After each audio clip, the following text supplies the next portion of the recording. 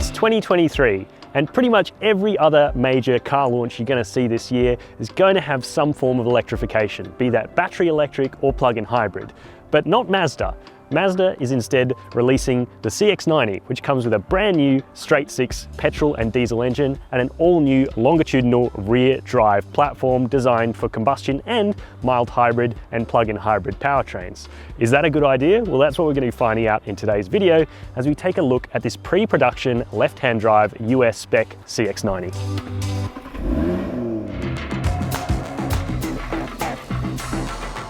The CX-90 pictured here, finished in artisan red metallic, is the flagship Azami trim, fitted with the $5,000 Takumi package, which gets captain's chairs in the second row, and it brings it to just over $100,000 before on-road costs.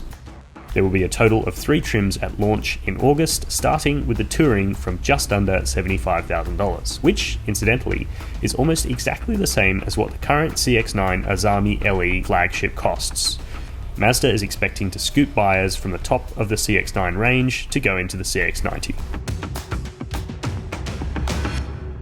One of the biggest headlines with the CX-90 is obviously this straight six. It either comes in petrol or diesel. Here we've got the petrol called the G50E, 3.3 litres of capacity, and it produces 254 kilowatts and 500 newton meters, both very decent outputs. And of course, it's mounted longitudinally, just like you'd see in a BMW with a rear biased all-wheel drive system. In terms of interior presentation, Mazda is onto a winner here. Now, I will say that we are in the top spec Azami CX-90 with the $5,000 Takumi package. It's about $100,000 give or take before on-road costs here in Australia, or at least it will be when it launches. But it's kind of worth it. This thing feels really premium. You've got this lovely suede cloth dash liner up here. The seats are heated, 8-way electrically adjustable and ventilated. They've also got a slightly furry center section, like it's almost a little bit suede on top of the leather, which I find really nice, comfortable, they're supportive, and they seem to hold you in really well while you're going around corners quite quickly, which is all the things you need. Mazda, once again, absolutely nails steering wheels. Now, it's going to be up to you and personal tastes whether you're about this sort of black rim with a tan inside, so you can let me know your thoughts down below, but I happen to quite like it. It is daring and bold, but it kind of suits this car, especially with that gorgeous burgundy paintwork outside. Now, technology is better than the CX-9 and better than the CX-5, but I think as Andy Enright spoke about when he drove the CX-60 about a year ago in Portugal, it's still not quite up to scratch with BMW. So the digital driver's display is legible and really quite attractive to look at, does a great job of imitating analog dials, but it doesn't really add anything much more to the experience. There's no mapping or satellite that you can see through there like you'd get in an Audi product.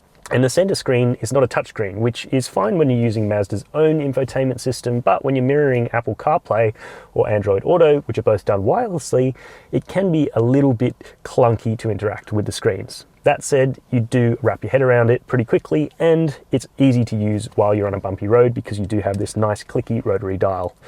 As for storage, it's decent without being sort of like Volkswagen levels of smart. You've got 2 cup holders here in the center console. You've got this nice butterfly opening storage cubby as well with a very comfortable armrest. And the quality in here, even for a pre-production left-hand drive variant, feels really high quality. Didn't hear many creaks or rattles out on today's testing on the Lang Lang ride and handling or the bumpy road sections. So I think that all bodes really rather well for the CX-90's launch in Australia.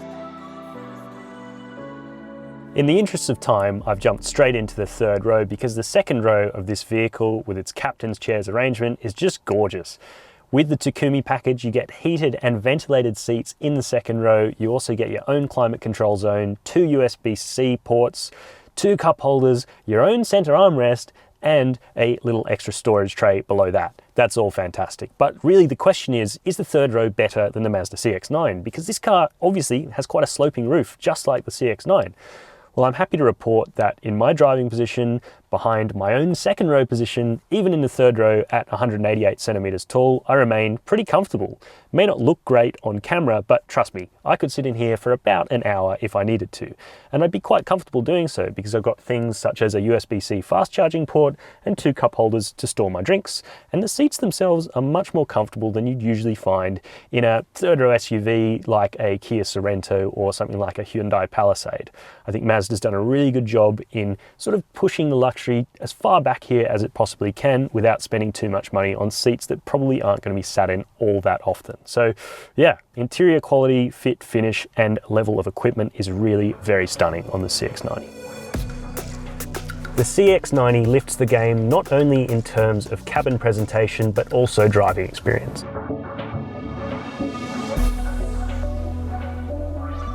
The CX-90 really has a hard task cut out for itself to compete with the established German triumvirate. The BMW X5, the Mercedes-Benz GLE, and the Audi Q7 are all pretty much head and shoulders above every other competitor that's tried to match them. Yes, the new Lexus RX is really good, but it still doesn't displace those three main names in the triumvirate for ultimate large SUV excellence. So can Mazda do it? Well, all the ingredients are there for the recipe. We've got a brand new straight-six engine, a longitudinal rear drive biased all-wheel drive system, and an interior that, as you saw before, is presented very, very well indeed. It all feels like the package is ready to come together to something really special. And it hinges on the driving experience, which is why we're here at Lang Lang on the rough and real-world Australian ride and handling circuit to see whether or not the CX-90 is all that. And I gotta say, this car is a very, very impressive machine. It's leaps and bounds ahead of that CX-9. It takes Mazda's sort of driver-first philosophy and really refines it into a luxurious and very well-rounded package, at least on initial drives, because I am, as you can see on the left-hand side of the car, and we're not on the real Australian roads yet, so perhaps some of the ride excellence that's going on right here may come undone in the real world. We'll have to find out. But from today's preview drive, I've got to say I'm very excited to see where the CX-90 stands up to its rivals. Now, it all hinges around the steering system, which is not very fast. Actually, it's about 3.25 turns lock to lock. Even in a sporty SUV, you're going to see something around 2.5 turns lock to lock. But actually, it suits this car, especially on open roads like this. It allows you to make really nice, deliberate inputs. It's well weighted too, so when you turn into a corner, you get a decent amount of reassurance and feedback from the steering wheel that the car is locked onto a line.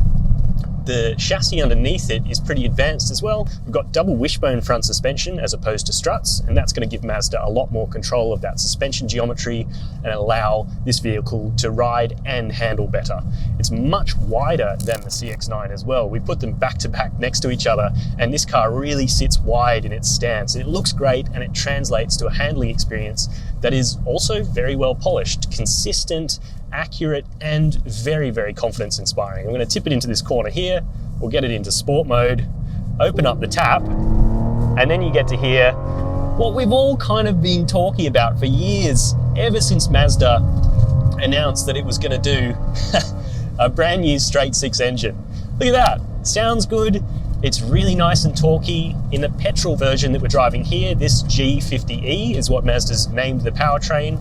It produces 254 kilowatts and 500 newton meters. So that's a really healthy amount of power for a car like this. It does weigh a fair bit, especially in top spec Azami trim with this Takumi package. But even at 2.2 tons, as you can see, you can kind of really tip it into a corner and enjoy what's going on. It's a very well planted chassis, and as you start to push on, you can feel that there's a little bit of electronic trickery working there because Mazda's got the KPC, kinetic posture control, that first debuted on the MX-5, and that just trims the line by applying a little bit of brake on the inside rear wheel. Sometimes you can hear it, and it does function effectively on this car. And although it's not an out-and-out sports SUV to rival an X5M or something like that, at 7-8 tenths pushing along a country road as we're doing just there, this thing is a real delight. It's very nice, very consistent, and the balance is there. You can feel the rear drive dynamics of it. It's certainly a lot more poised than the Mazda CX-9 we're following around today. The other big improvements to the CX-90 over a CX-9 are NVH suppression and just general air of quality in here.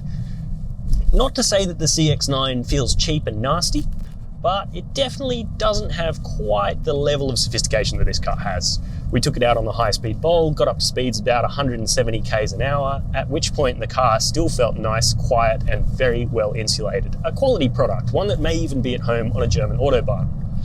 We also tested out the adaptive safety features, so they include adaptive cruise control and lane keep assist. And while I still do think they're a level or two behind the best German competitors, they do seem, at least at a glance, to be a lot better than the stuff that Mazda has provided us with before.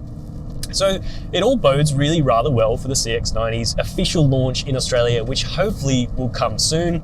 And I'm very excited to test this car out on Australian roads properly to see if this rather nice, well composed and compliant ride really does translate into the real world as we expect it to. Initial signs of the CX-90 are very promising indeed. That interior is polished and slick and feels super high quality. The driving experience centered around that straight-six petrol engine is also fantastic, leaps and bounds ahead of the CX-9, which this car effectively replaces. Now, there is a little bit of a question mark of this thing becoming slightly irrelevant with incoming petrol and fuel efficiency standards here in Australia. So let me know your thoughts on that in the comments section down below. While you're there, why not hit subscribe to the Wheels YouTube channel if you haven't done so already, and make sure to head over to the WhichCar website to get all the news and reviews about the Mazda CX-90.